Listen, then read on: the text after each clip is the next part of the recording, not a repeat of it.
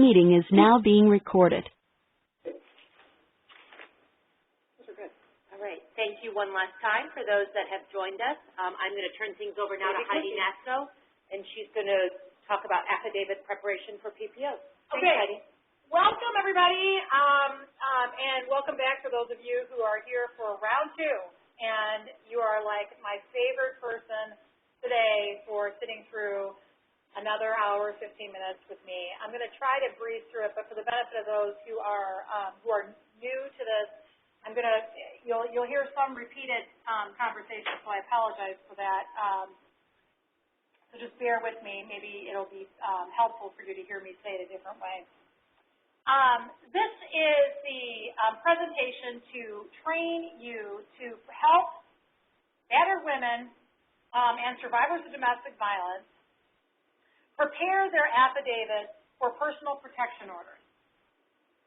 This is part of the Dykema, Bodman, Legal Aid and Defender, and Third Circuit Court and Clerk of Court collaboration.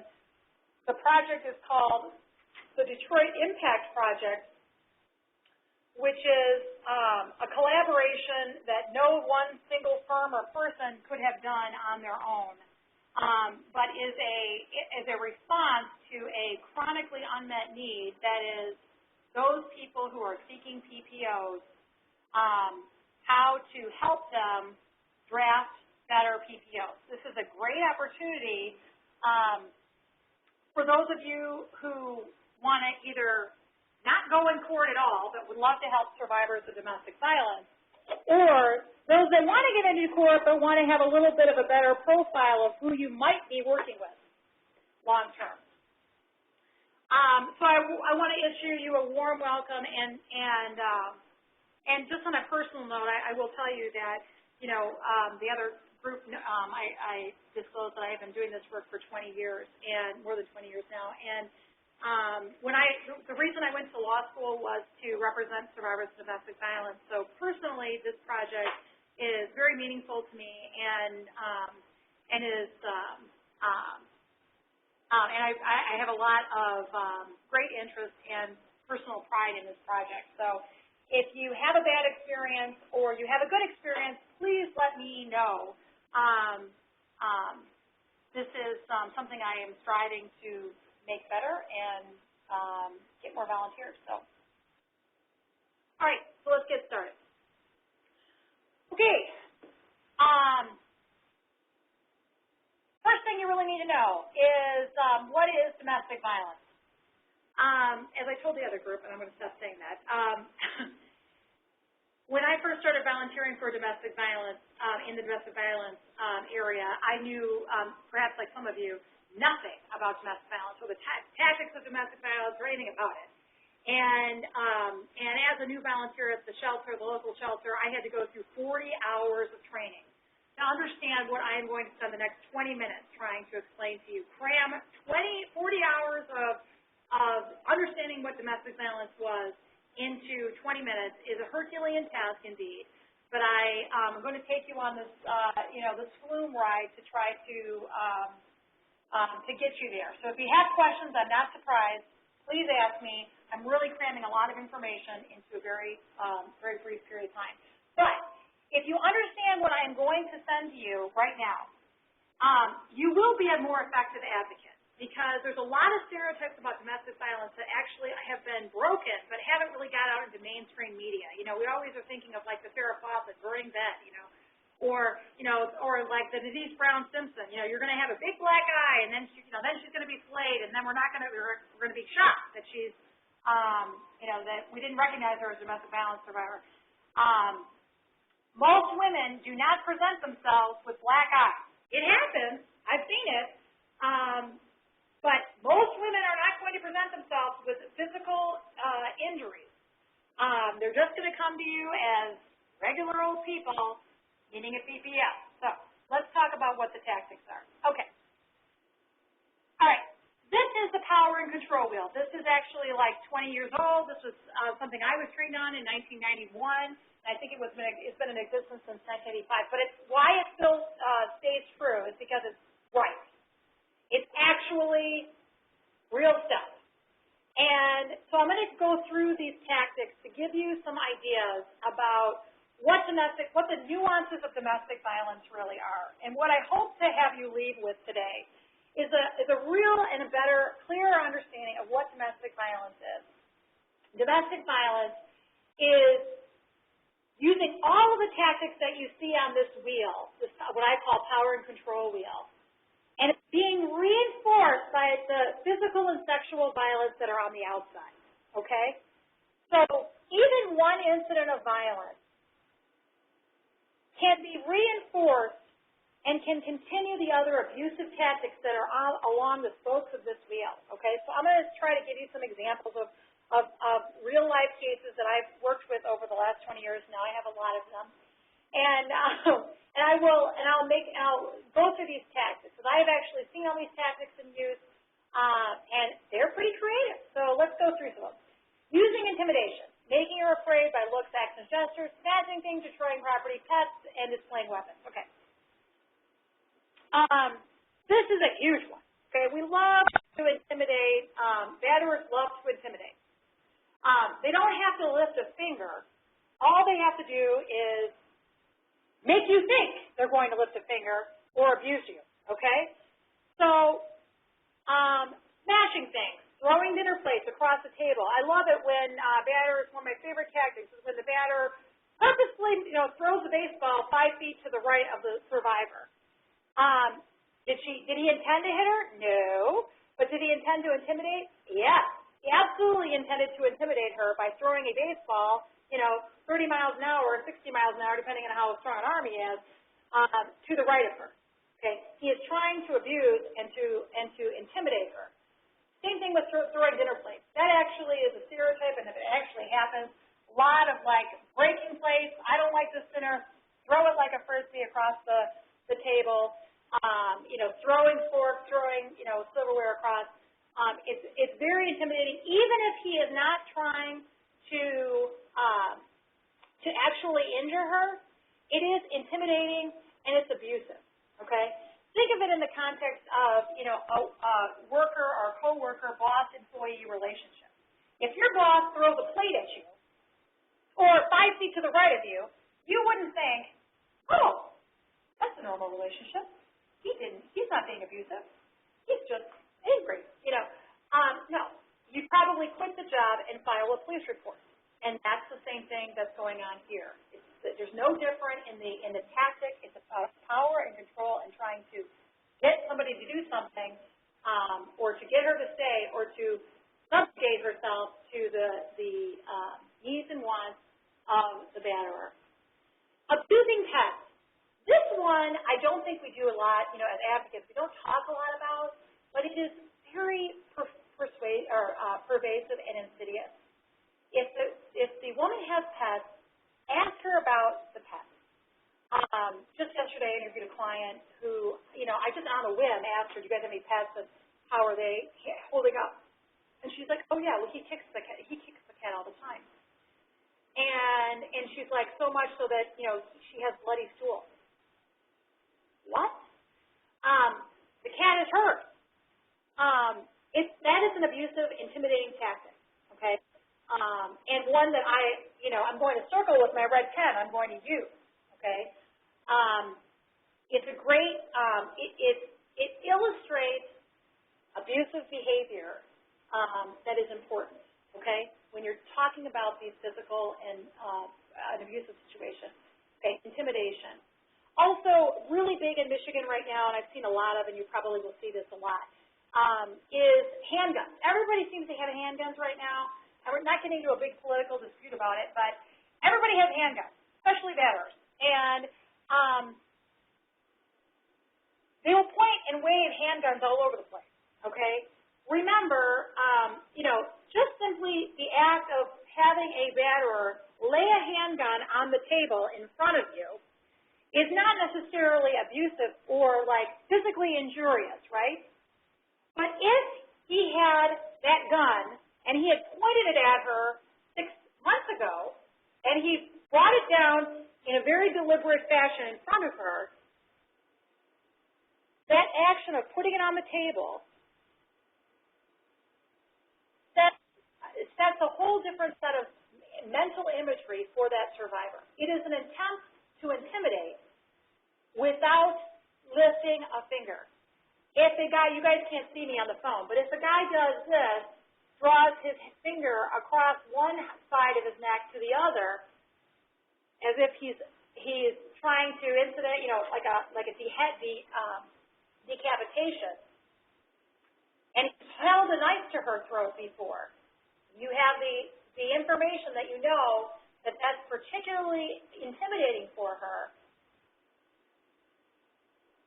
That gives that physical, that non-physical act a whole different life. And so if you're not sure, like when she starts talking and you're like, what is she talking about? Like, why is this abusive? Just ask her.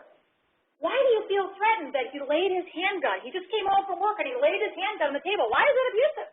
Why? You would say, why does it make you feel afraid? Why does it make you feel afraid? Why does the hand gesture make you feel afraid? She might tell you, well, 5 years ago, he took a knife and cut it right across my neck just so that I had a big scar there, and now I have a big scar.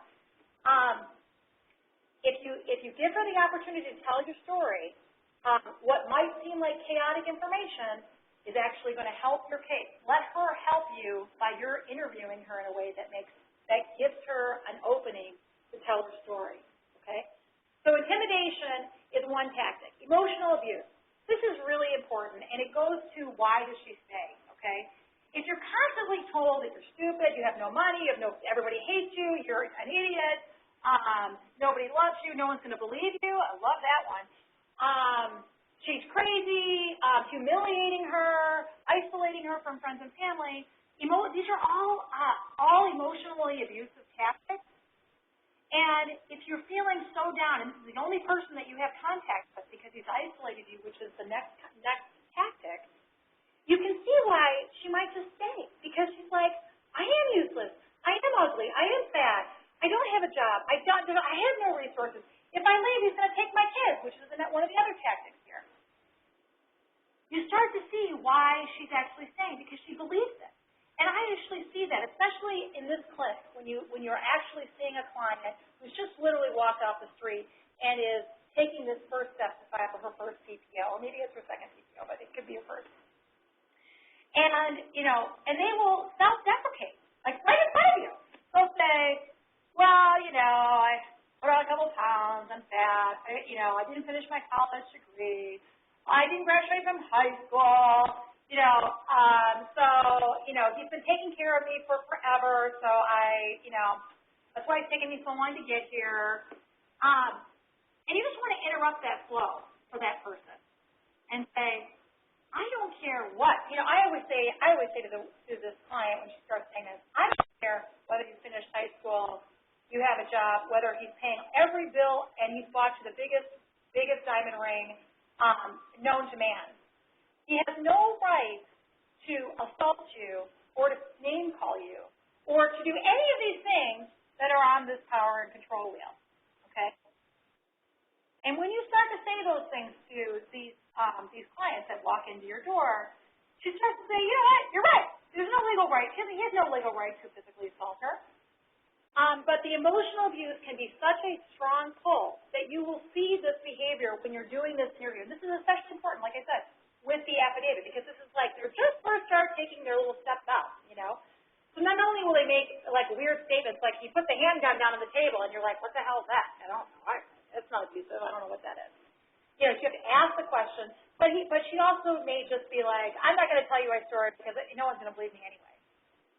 I really am telling the truth. That's the other thing they always tell me. I really am telling the truth.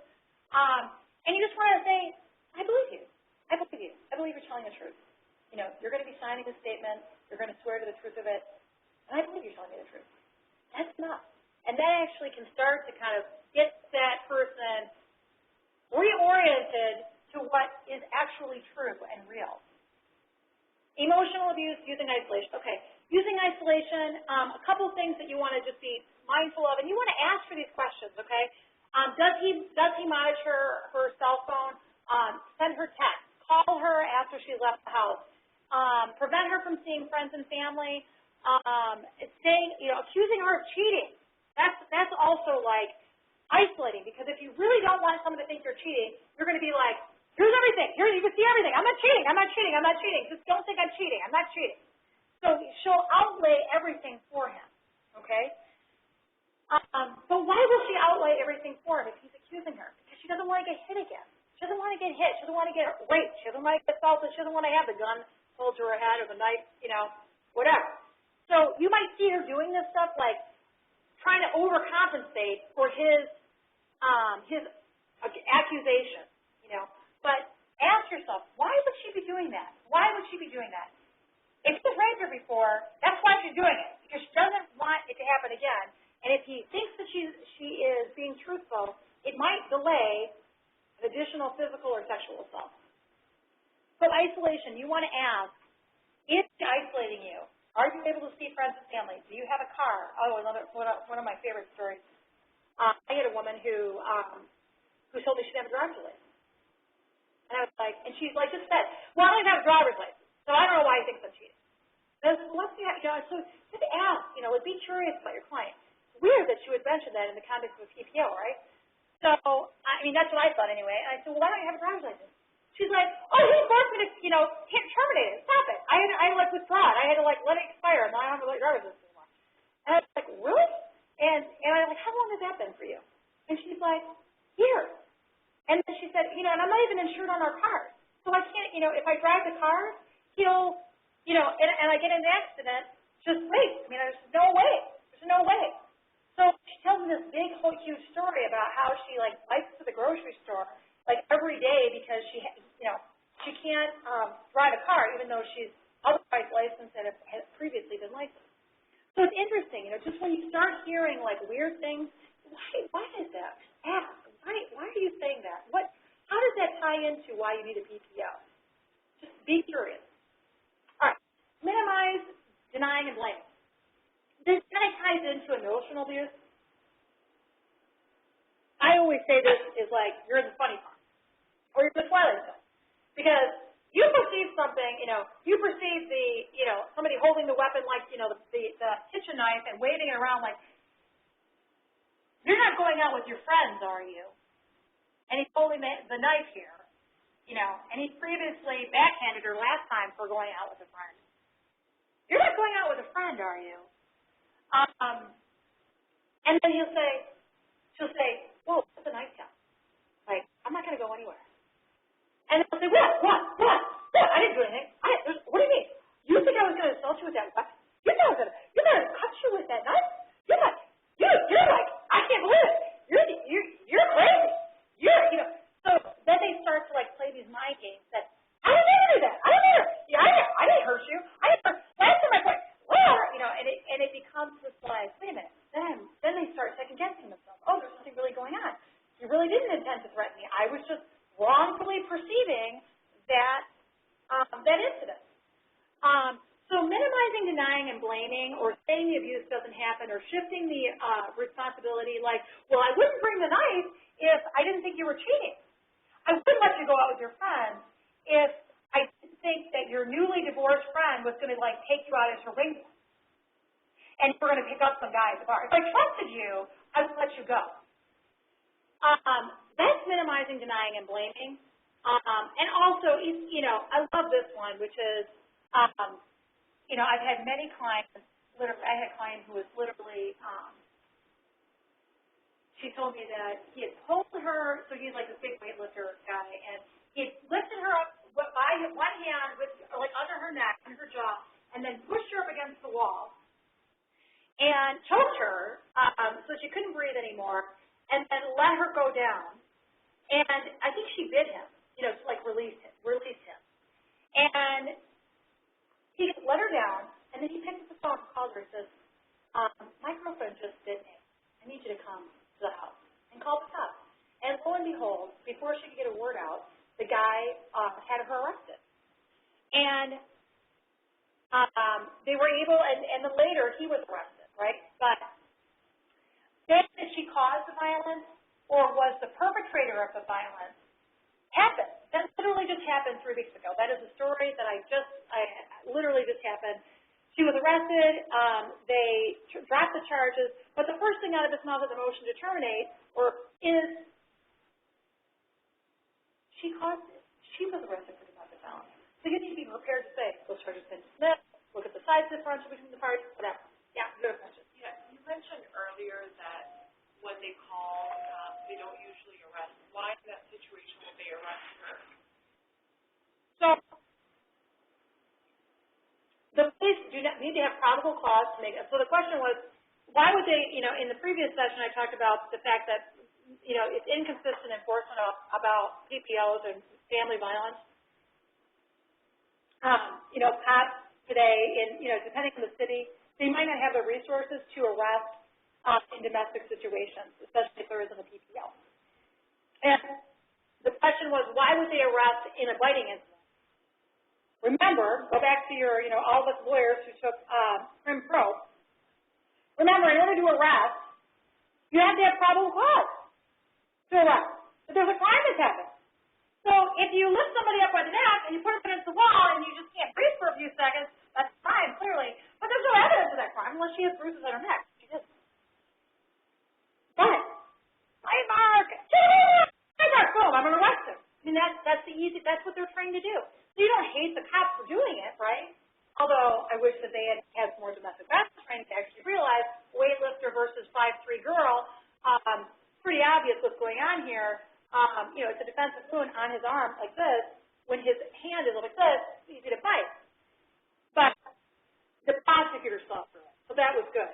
But nevertheless, she's traumatized, so she gets taken over to the police and is spends time in jail. Minimizing, denying, blaming. Tactics you're always going to see. Again, it's important to keep the context in mind of the actions that are being told to you so that you can put them in their proper context in the affidavit that you're presenting, okay? Using the children, this is easy, right? I mean, abusing the woman in front of the kids is not only traumatic for her, it's like double trauma. For her, it's trauma for the children. That's a big tactic. Relaying messages between parties, saying I'm going to, file a big custody action against you, to prevent, I want full custody because you're a bad mother. Not showing up for visitation, that's another, repeatedly not showing up for visitation, or showing up for visitation and dropping them at a third party to take care of them. I mean, any of these tactics are, just keep thinking about, how kids can be used in a domestic violence situation.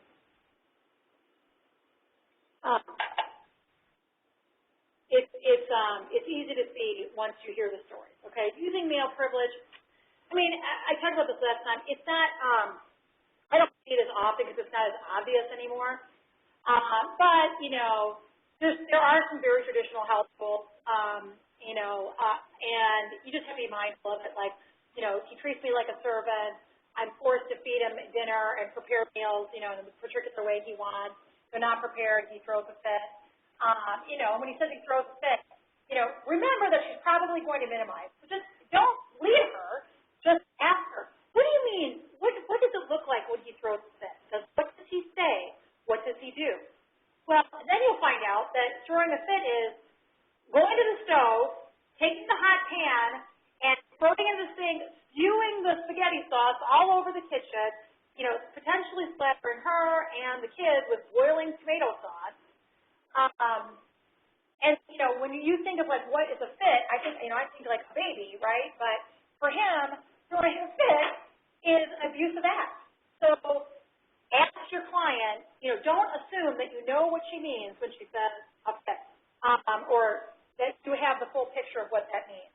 Ask her, what do you mean by a fit? What does that look like for you? Or she'll say another thing is, again, on the minimizing things, when you're interviewing clients, like, does he call you names? Yes, he does. And you'll be like, okay, well, now what? Ask her, what names does he use? What words does he use what names does he call you? And then you'll hear the litany of, atrocities that I can't even repeat right now. But it's worse than you think. Let me just promise you that. It's worse than you think.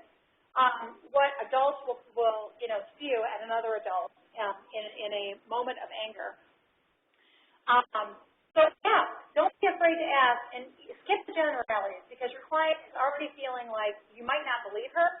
So ask her and tell her you believe her. You want to know her story, okay? Using economic abuse, this traditionally happens in bothering her at work, preventing her from getting a job, asking her for money, allotting certain money, not letting her know about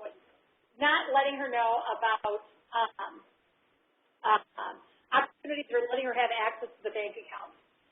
You just need to specifically ask this question. Are you able to work? Do you work? Have you ever worked? What's your educational level? You want to be able to ask about economic privilege. And again, this will help align your facts to understand why she's sick, or really what's going on to keep her in this situation. Because if she doesn't have financial resources and they're living together, maybe they have kids together, she's not going to be able to go anywhere. If she doesn't have access to funds, she doesn't have anywhere to go, she doesn't have a job, or her education is then somehow sabotaged to allow her to get a job. I had a case where we had a PhD student who kept saying her boyfriend was sabotaging her PhD. And I was like, what is that? And I was like, what do you mean? Why is it a problem for you? Like, what is he doing? And she's like, well, he's erasing my data. And I'm thinking, okay, well, how am I going to be able to prove that? Like, what's that? I can't prove that he went and erased the data. But then what she told me was that there was like 3 or 4 incidents of erased data. And then we had an information that was throwing textbooks at her. And there was a police report that said a textbook was thrown at the client after he had said, you're not finishing your PhD. Okay? So that we had in the police record, and we had a witness who heard him say, you're not finishing your PhD. Okay? So we have the intimidation, we have the threats, we have actual interference with education and economic abuse. That made a PPO for us, right? You think destroying a PhD, like how does that have anything to do with abuse? But it is abusive if you're able to understand the context for which underlies the action, okay? You really need to dig with these clients. When they offer you a nugget, don't dismiss it immediately. Be thoughtful about how it might fit in with your case, okay? Coercion and threats. This is a big one, okay? If you leave me, I will kill myself. If you call the cops, I'll take the kids away. If you call the cops, I'm going to, burn the house down. If you, the CPS, I love this one, CPS.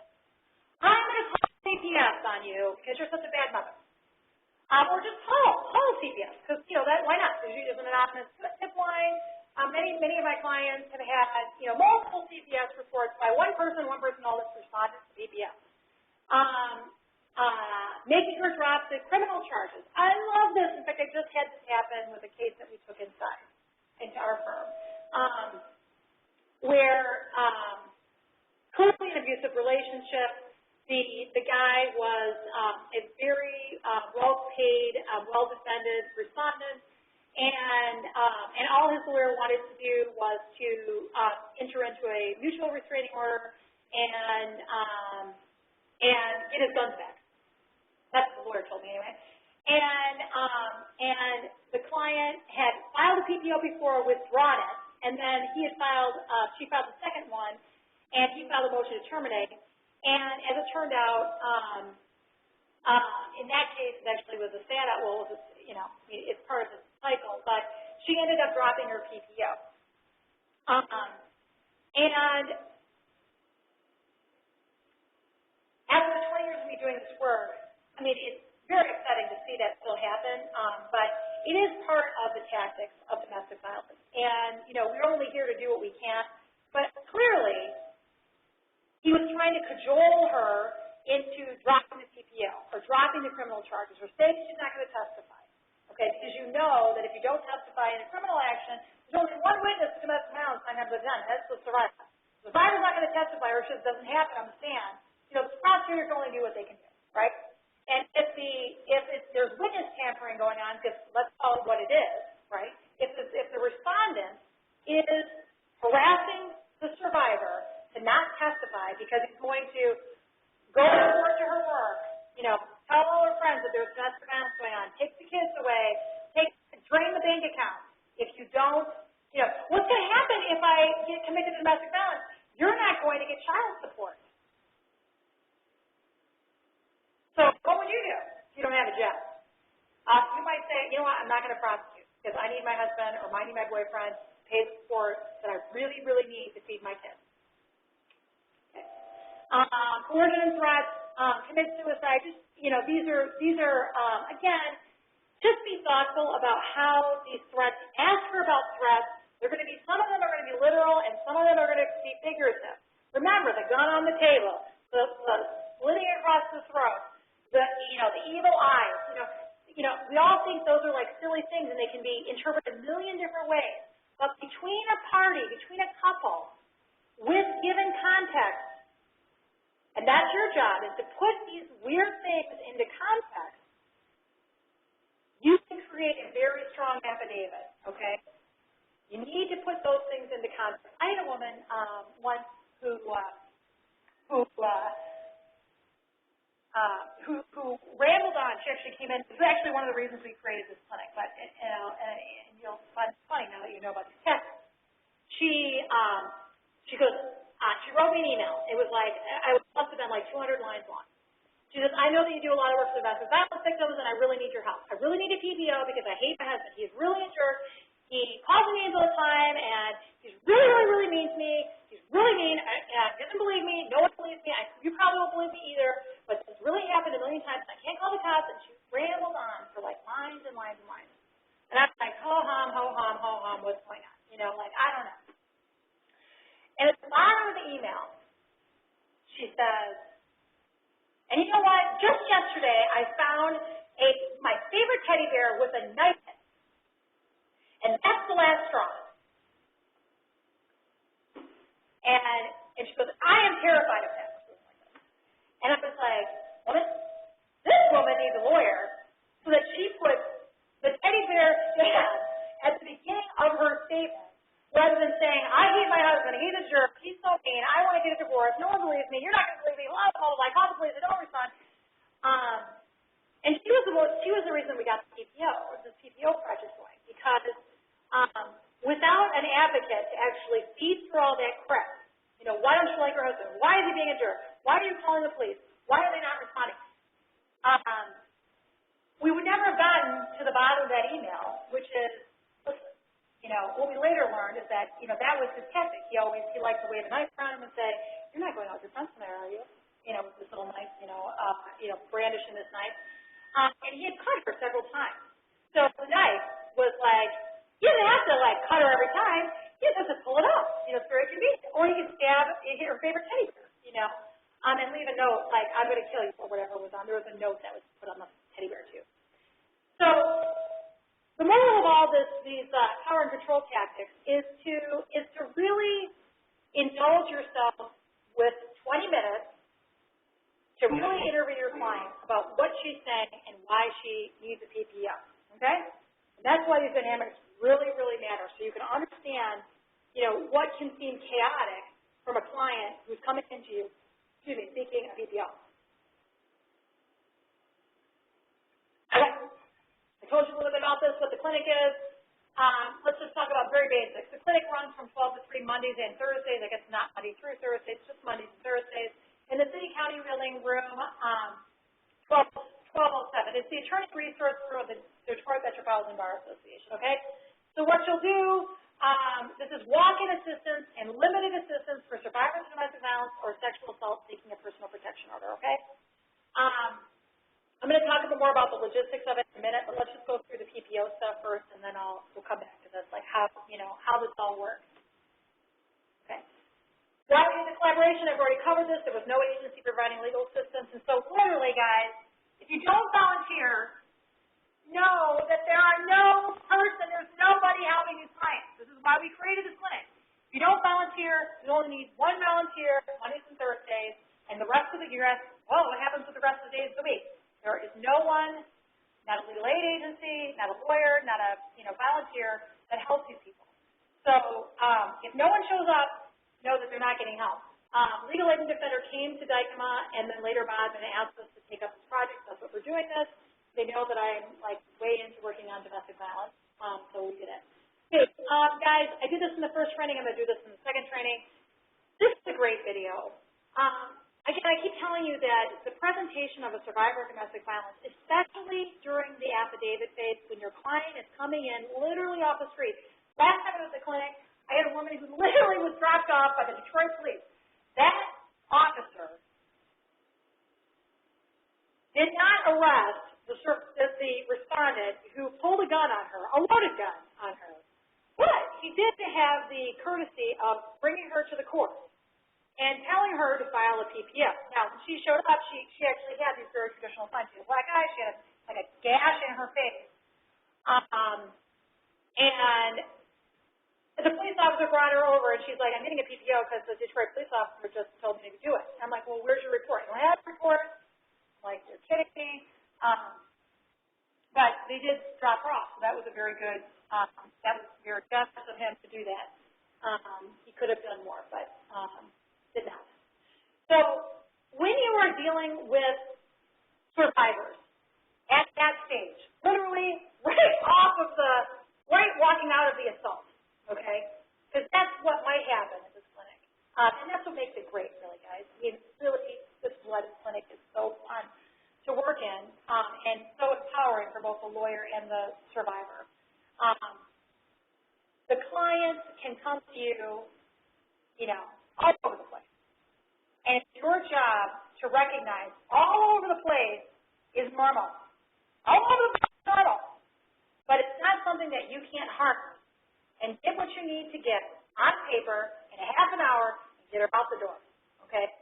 You're not, you're not a judge, jury, and executioner here. You're not going to be the solution to all of her problems, okay? What you are going to be is a beacon of light for her to get the PPO filed and get the best application done. And so just be laser focused. Do not allow all of the chaos that's going on with her, especially if she's literally right out of the police car, interfere with your job. Be as focused as you are with your most important institutional client with these clients, and you will become a better lawyer because these clients will come to you very scattered. And why are they so scattered? It's obvious, right? But this little video that's here will help explain it and help you calm yourself when you're kind of feeling adrift. Feeling like this is too much.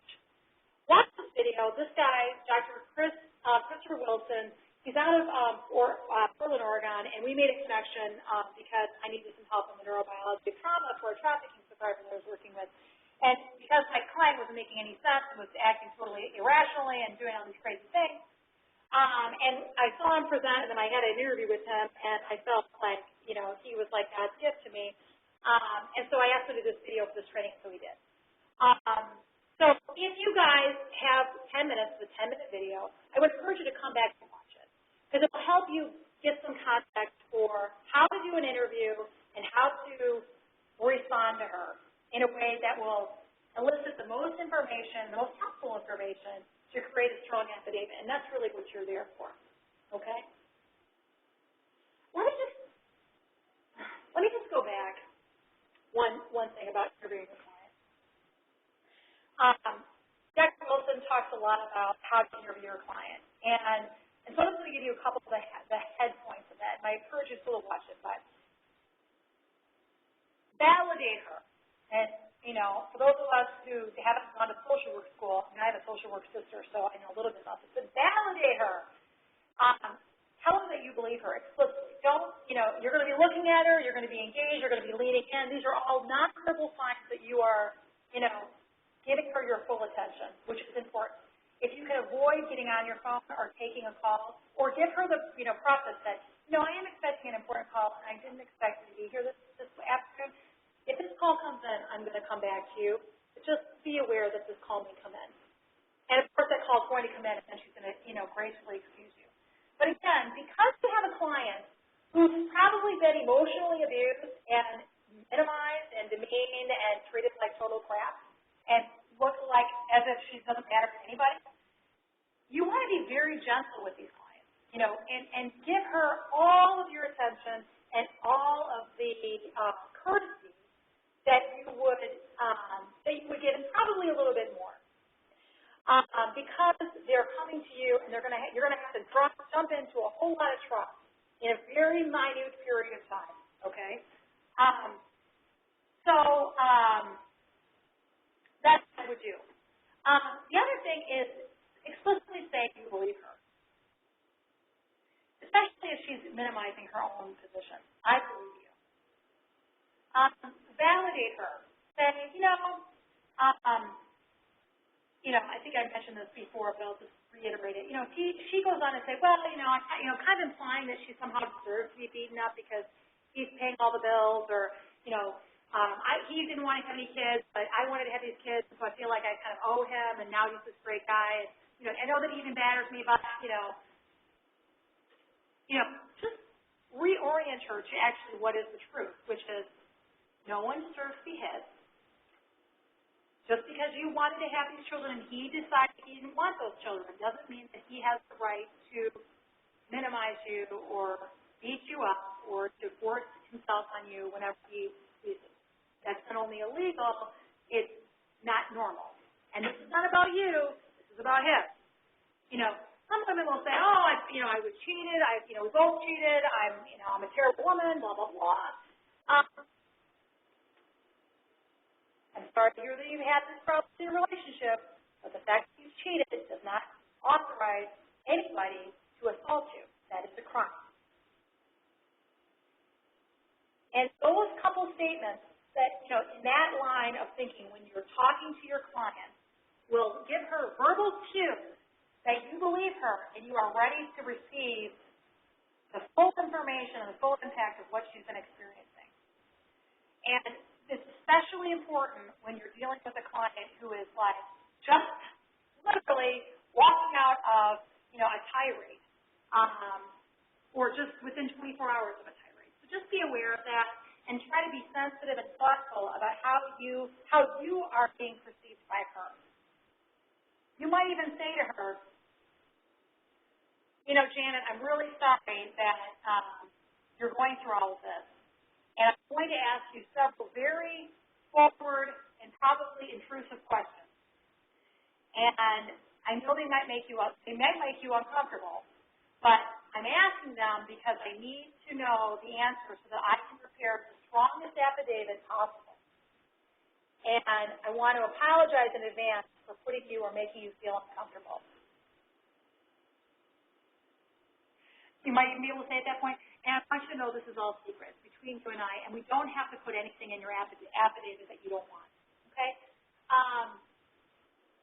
Give her control and give her access, and you'll get the best information. Okay, what is a personal protection order? Injunctive relief. It's issued by the family court. There's two types, stalking and domestic. Domestic relationship is you're mostly going to be dealing with the domestics, okay? At this clinic, they come to you if they're a survivor of domestic violence or stalking, and those are the only people that you really need to serve. With a domestic PPO, you have to be a spouse or former spouse, child in common, dating relationship or a former dating relationship or a husband. Your restraining conduct that's listed in the statute. I told the other team, I never cited a case, but I have cited the statute. So read the statute. Read the case. Read the statute. You'll never cite a case. So you must read the statute. The statute only requires one incident of domestic violence, but recent incidents and incidents from the past should be presented for perspective. Okay? Realistically speaking, the court wants to hear from you about any incidents within the last 90 days. This is Wayne County, But just know, if you've got something in the last 90 days and you're wondering whether to put it in, put it in. Okay? Just add it. But then remember that the statute only requires one incident. And sometimes, like 10% of the time, you only have one incident. That's okay. Just list it. Okay, here's the statute. I'm not going to really go through it, but look at this note here. These are the A through J, are the sorry that you guys on the phone can't see me with my little pointer because I'm having so much fun with it. But those are the tactics that can be prohibited. As vigor, attacking, molesting, wounding, threat to kill or physically injure, removing the minor children from an individual having legal custody, purchasing or possessing a firearm, very important, interfering with the efforts to remove a children or personal property from premises that are solely owned or leased by the individual. That authorizes you to go into the batterer's home if he is the sole owner, okay? Interfering with the petitioner's place of employment or education. Remember the lady who's getting her PhD. I had a lady once who we had to get a letter from her boss to say that the boyfriend was infringing on the employment relationship by calling repeatedly and actually bothering the receptionist so much that they had to call the cops and get him to stop phoning. I mean, it can be really ridiculous. But note that that can be prohibited, and it can give your client the authority to call the cops and get him to stop showing up. Have access about the minor child. Yes. Well, when I'm filling out the affidavit, what information do I need about him or the other guy? Just his first, last name? Anything else? About the petition? Yeah, you'll need his first and last name and then his address. Okay, so, yep. Yep. Okay. Stalking PPO. You're probably not going to see this, so I'm going to breeze through this in the interest of time. I see that we're running quickly on time or running low on time.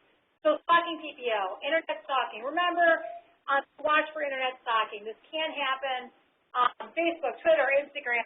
You know, batterers love to sign on to their Facebook accounts and change passwords, post stuff. I had one client who was posted all sorts of crazy things about friends, family, sexual positions, sexual preferences, and then changed the password, locked her out. So she started posting everything known to man on her account until she was able to get Facebook to unleash, to release it. But be mindful of these and ask about it. Okay. Prohibited conduct, again, here's my recommendation. Look at the law, look at the statute. There are no case law, there's very little case law. Look at the statutes, you're going to be very well informed. Okay. Process to obtain a PPO. Okay. Now, let's talk about this for a minute. This is the application that you see right here on the screen. Okay? When your client comes to you, she is going to have received a flyer from the clerks of the court office on 928. And they will give her a flyer and say, if you need help drafting your PPO, please come to the 1207. The room, or the clerks actually have funding to help survivors of methadone and self-reform, but they have taken a very narrow interpretation of their obligation to provide assistance. They will not give legal advice or prioritize any of the information for the PPO because they are not lawyers. Okay? So if you have the teddy bear stab with a knife versus I hate you very much, they will not prioritize between the two statements about what is more important to say or what they should say first versus what they should say second. Okay? That's why they're coming to us. The lawyer has the authority and the imprimatur to tell you whether which one is more important. Okay? This is the form that you guys are going to be dealing with. Now, look at letter E here, paragraph 4. Note that there's no space here. And note that you will be obligated to use this form. Okay? What do you say as a volunteer lawyer here? What's the most creative thing we can put in here? I will tell you because we don't have all the audience in person. What I always say here in paragraph 4 is, see attached. Don't waste your time. Just handwrite it in. See attached. Okay? And if you have a laptop that you can bring with you, they have internet there, and I encourage you to connect so that you can, if you want to connect, you can, or so that you can, even if you have your laptop, so that you can put a flash drive in and then give the flash drive to the receptionist at the attorney resource room, or we call it the ARC. They will be able to print your affidavit. So if you can type up an affidavit on a separate sheet of paper and then give your flash drive or email it to the ARC, they will print it for you, or you can bring your own printer, whatever works. Okay. What I have done is just sign on to my Dykma account, and and then I email it from my DICA, my email to the receptionist there, and then she gets it and she prints it right from her system, okay? That's how we do it. So when you get this form, you can fill this out. I'm not going to go through this form, guys, but just walk through it, and you'll see how to answer it. I mean, you know, this F right here is what you want to restrain him from doing. Be more inclusive than not inclusive. Ask for everything. If there's a reason to do it, do it. Note that K is an other. It's meant to be other. If you read the statute, you'll know that you can ask for anything that you think is interfering with her personal liberty. That's what the statute says. So if you feel like he's doing something that's not otherwise protected in any of the other preceding paragraphs, please fill it out and use the other section. Okay? Now, I can't remember last time I've used it, so I can't give you a good example. But you'll know it when you see it. You know, let's think about the definition of pornography, okay? From the Supreme Court. All right. Okay, so that's the application. And you know what, I should probably tell you here. If you guys want samples of the affidavit is usually just paragraph form. Don't worry about, I mean, some of us are trained, like I was, to put it all in paragraph forms and put a header on it and a caption and all that good stuff. Listen, you don't have time for that. They don't really need it either, okay? What I normally do is put it in put a caption on there, you know, Joe versus Sally, case number blah blah, affidavit of Joe in support of her PPO, line number 2, and then I start drafting the affidavit. I will say, I, Sally, am married to Joe for 15 years. I need a PPO because I'm afraid that he will assault me again for the following reasons. And then I say, then I'll start articulating the reasons why I need a PPO. On June 25th, he pulled a gun on me and said he would kill me and the kids if I decided to leave him. We've been talking about divorce for the last 15, months. But our relationship has been rife with domestic violence since our 5th anniversary. And you'll say, over the 15 years of our relationship, he has raped me, blah, blah, whatever is going on. You give a summary of what's been happening.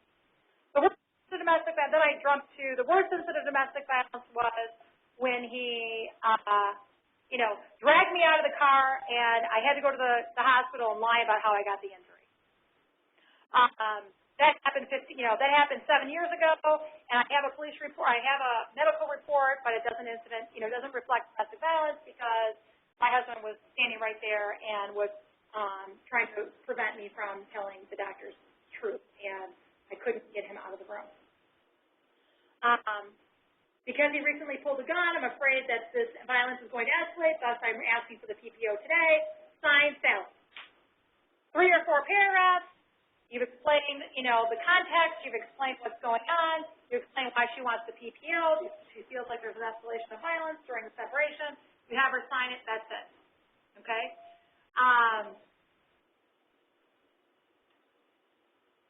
That's the affidavit that you will prepare. Now remember,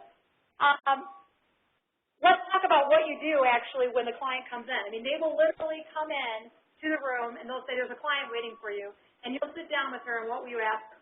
I always say, I first explain what the clinic is, and I'm going to explain to you what the clinic is. The clinic is a collaboration of volunteer attorneys from all over the Metro Detroit area. We're here to help you with one thing and one thing only, and we don't represent you outside of this clinic. We're here to help you with an affidavit. We're going to do this affidavit together, and then I'm going to represent you and be your lawyer for this period of time. And then once you leave this door, our representation is over. I won't be your attorney anymore. Do you agree, and will you consent? They said yes, great. They want your help. We are in a collaboration with Legal Aid Defender, and I'll show you in a few slides in front of us that we ask you to do a financial intake with Legal Aid Defender so that they can be counted as receiving credit for this case because they have been instrumental in us getting access to and creating this project. So without them, we would not have this project.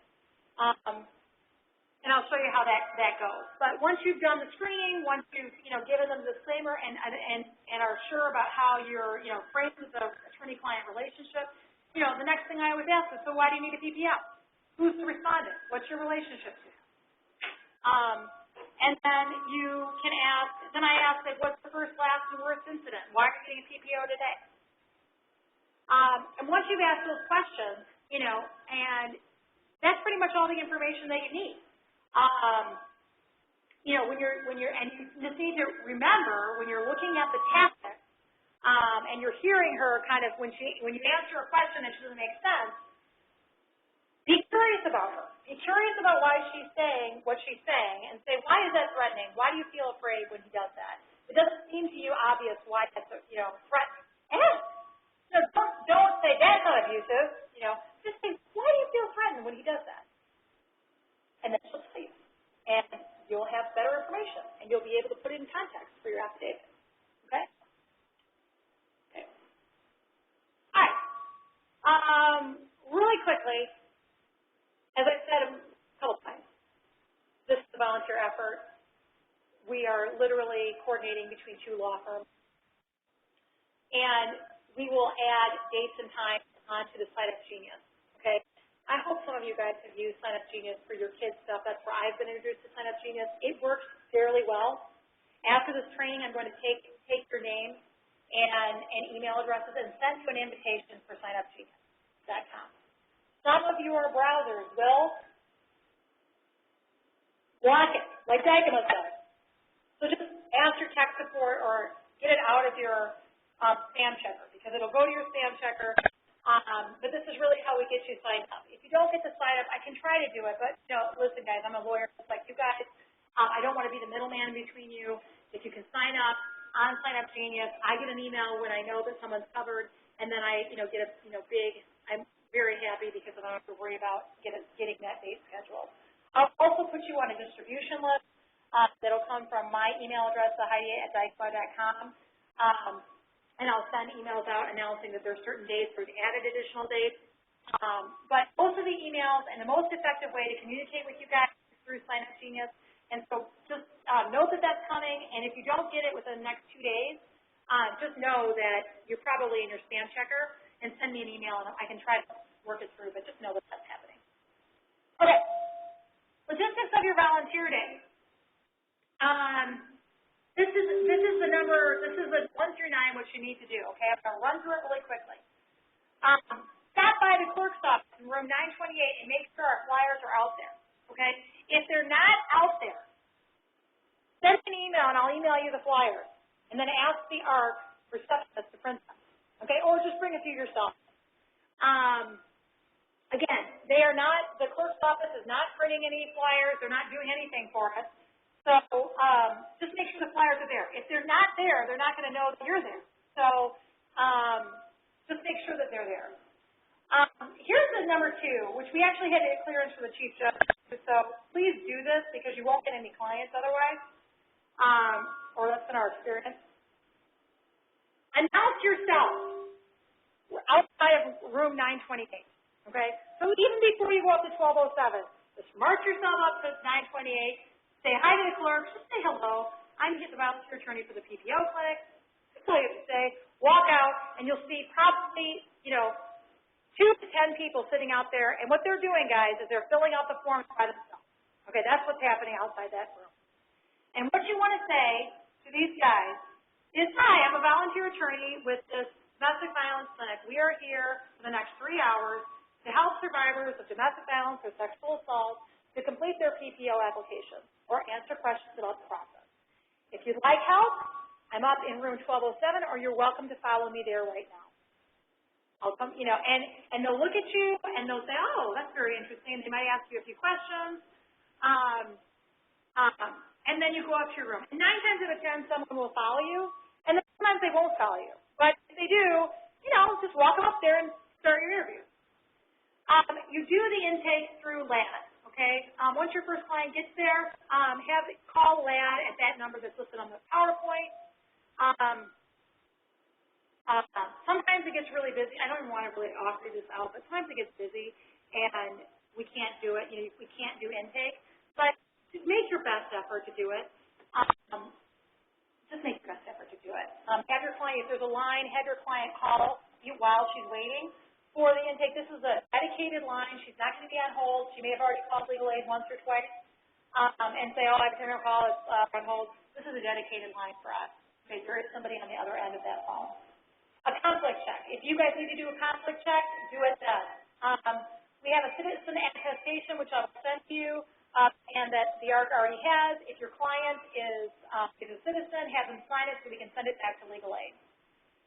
Number 6, during your interview, you're going to finish your interview and then start drafting or reviewing what she brought with you. She'll bring from the court. She will bring a stack of papers. And I don't have copies of all the forms that are unique to Wayne County anyway. But promise you that you have all the tools to fill them out that I have given you today. Okay? Read them like a lawyer, and you will handle yourself. The forms are not the most difficult thing. It's how to interview your client so that you can prioritize stuff in an affidavit, which is the challenge for her and for you as a new volunteer. Okay? So you're going to draft and review the application. If a case number is already issued, about 5% of the cases that we've seen, the client comes to you after she already has her case number issued. This is an issue for you, okay? Because the case has already been opened and a file has already been created. You cannot change what she's already filed now. All you can do is file an amendment, which you probably will want to do when you see the very likely mess of a file that she has created after you've talked to her, okay? Just remember the teddy bear with the knife girl lady that I got the email from. You know, these affidavits can be long and windy, and you may want to restructure it, okay? If it seems to make sense for you, you can file an affidavit, an amendment to the affidavit, or an addendum to the affidavit, okay? If you decide to do that, then prepare it, have her go back to 928, have her file the addendum or amendment, and then have her go up to 1801, which is where her ex parte order will be ruled upon. But I'll tell you about 1801 in a minute. Print the affidavit at the ARC. The ARC is the Attorney Resource Center. Get it to her either by flash drive or by emailing it to her. And when you check in, they will give you the email address and, in fact, the Wi-Fi password. Yes? Do you have notaries there? No. You don't need a notary. Don't worry about that. You're being too fancy. The question was, do they have notaries there? And I said, you're being too fancy. Don't worry about notaries. Report back to us the number of clients served. Okay, so this project is it's part of a national collaborative, which, you know, if you want the details, I can give you after the hearing or after the training. But it is part of a national collaborative to provide, to respond to the unmet needs of, you know, communities across the country that Vice President Biden is actually involved in. So there is some kind of like flashiness to it, but not really relevant for today, unless you want to email me and I can tell you about it. So call me or just send me an email, tell me how many clients you saw that day. Any questions about the logistics? So sign up and then show up. Follow the, you know, rule 1 through 9. Sign up today if you want. Sign up, show up, report the numbers of your cases. Questions? Okay. Here's another just reminder about what goes in your affidavit. Focus on the nature of the relationship, incident within the next 90 days, the specificity, so they can relate back to the power and control. Physical violence is the glue that holds the emotional violence together. Use both. Ask her, why is she afraid? Be brief. No longer than a page. Give context. Ask for examples. Okay, those are my tips for you guys. Don't let the train leave the station without being, you know, pithy. Be pithy. They don't have a lot of time to read through your application. Don't make it complicated for them. Just be real brief. If you want some samples that I have done in the past, I'm happy to send you redacted versions. You know, remember, you are her entrance into this legal remedy, which is highly effective at stopping domestic violence for many, many women. So draft this application like you understand that, and take your best shot at it. Okay. Now, remember, once you've drafted and printed and let her go, that's the end of your engagement. You're done. Because you've already given her your disclosure, and that's part of your ethical duty, right? Don't leave it unended, you know, open-ended. I mean, talk to your ethical guy, your ethical expert about that. But I'm telling you, you don't want to leave your engagement open-ended, you know, so that you're called 3 weeks later saying, why aren't you at the number X hearing for a client that you saw at the PPO clinic? Be very clear about the scope of your engagement with her. But this is just the process. So when we say we'll help you understand the process, this is what I'm going to tell you about the process. Once she leaves your office and you have completed the form, so you're going to take her, you're going to invite her to go back down to 928 to file her documents. This is a pro se process. You do not need to escort her back. You will send her with 3 copies of your affidavit, and then she will fill it out. They will instruct her, but you can tell her after she's filed and she has a case number, then you will go directly up to room 1801, which is the domestic violence courtroom, where she will see where her application will be reviewed. Hopefully her application will be granted, and of course it's going to be granted because you've drafted a rockstar affidavit, and it's effective for 182 days.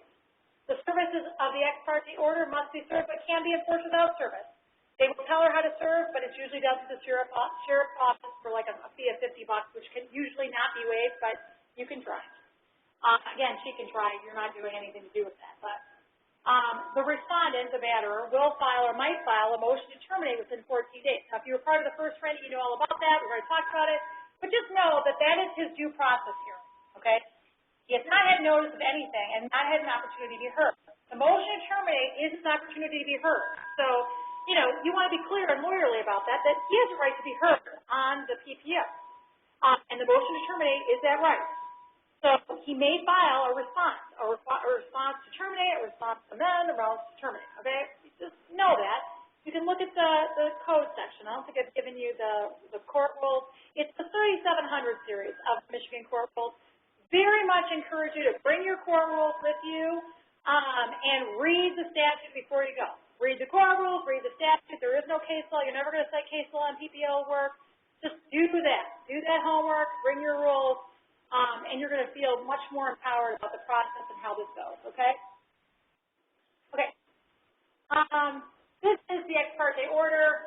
I put it in there if you want to print it out. It's the SCAO form, CC 3706. Google it. You'll find it, okay? Special listeners with PPO. I'm going to whip through this. If you have a handgun, read MCR 3707. If you have a handgun that he needs it for work, read, like he's a police officer, a CO, something like this, FBI agent. You know, and believe it or not, it actually represented some survivors who've been battered by police officers. It's a real pain in the butt. If you have it, look at Rule 3.701. There are special requirements. You can win these PPOs, okay? You can win these PPOs. Do not be intimidated by the fact that the respondent is a cop, because cops can be batterers just like lawyers can be batterers. So don't be intimidated by it. Just read the rule and make sure you follow it. Right, a couple rules just to keep in mind. No mutual PPO. Okay, no mutual PPOs. It's prohibited. This is a reflection of the fact that the Michigan legislature and all of its wisdom have recognized that domestic violence is not mutual. You may have a different opinion, but your opinion is wrong in the eyes of the Michigan legislature. Domestic violence is not mutual. Domestic violence is not mutual. Domestic violence is not mutual. One party is the assailant, and one party is the victim. It's your job to figure out who that is. If you're talking to an assailant, you're talking to the wrong person, and you shouldn't be assisting him in our clinic.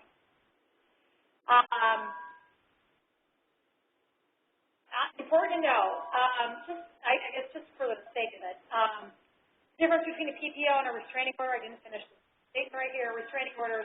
Civil restraining orders are between businesses and individuals who are not in an intimate dating relationship. Civil restraining orders are required to go back to court to enforce your order, and PPOs do not require you to go back to court. PPO enforcement is done for a police officer. You call the police, you tell them it's PPO, you say he's doing a prohibited conduct, and they will come and arrest. That's probable cause to arrest. They arrest.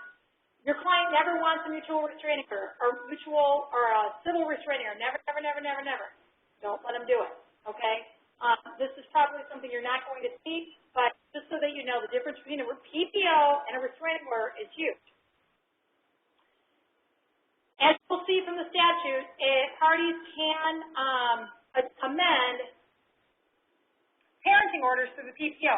PPOs trump parenting orders. If your client has a significant issue, and I mean significant based on your own, legal judgment, with parenting with the other party, Namely, he's threatened to kidnap the children, he never brings them home, back at the appointed time, or he's threatened to injure or kill the children. Then you have probably a reasonable basis to amend the parenting time through the PPO.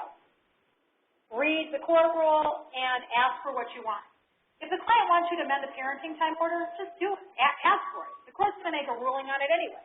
So, be an advocate for your client. Your client's like, listen, this murder was entered before I had a lawyer, and now I'm thinking about him, and he's a total jerk, and he's abusive, and he doesn't feed the kids, he doesn't play with the kids, he doesn't do anything with the kids, and all he's doing, he only wants parenting time to harass me. If that's what your client is saying, you say, well, you might have a shot at, amending the parenting time order, reducing it, putting it in supervised parenting, whatever. You can certainly ask for it, and they will do it if, this court in Wayne County will do it if they think the situation warrants it. So ask for it if you think you need it. Okay. Enforcement of streamlining the enforcement. Here's just some of the duties of the law enforcement and the court. I'm just not going to cover this, just read it. You'll see it, okay? Violations of PPO, again, this is about educating your client, and it's not part of what you're going to be doing, but just educate your client. Call the police. Police should arrest based on violations, okay?